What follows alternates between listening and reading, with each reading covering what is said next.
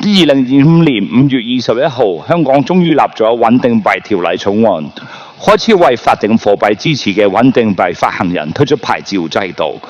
啲人話嚇咁攬硬先出，仲有 Q 用咩？所謂唔夠人快唔乸緊要，快未必一定好嘅。最重要就係揾到件事嘅支點，唔好亂狗咁衝。最緊要夠硬、夠準、夠持久。以前香港玩 Web3 就好似約炮揾 SP， 大部分 Web3 嘅項目搞到好似一夜情嘅通病，連條女叫咩名都唔知啊！不在乎天長地久，只在乎曾經扯旗立威，打個冷震就算啦。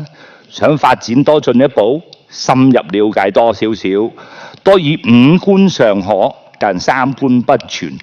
何定山盟海誓呢？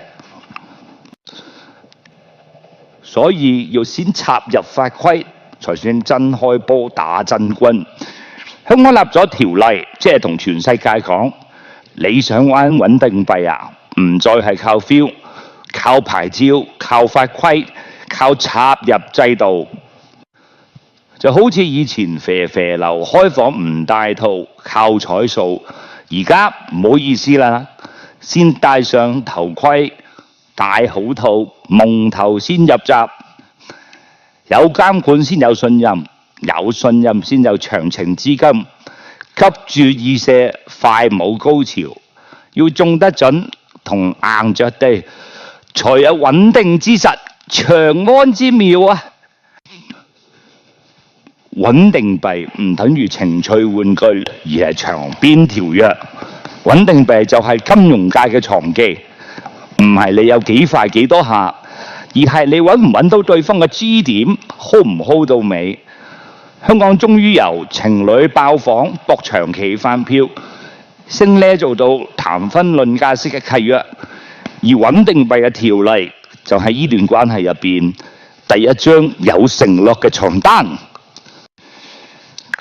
古語有云：細水長流，方得始終。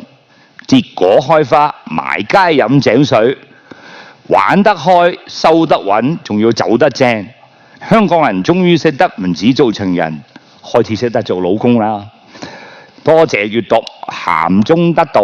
下集尖尖 Sir 繼續鳩唱闊談。多謝閱讀，鹹中得道。下集尖尖 Sir 繼續鳩談闊論，鳩唱不文，純屬文化延伸演繹，承向香港北文教父跪安。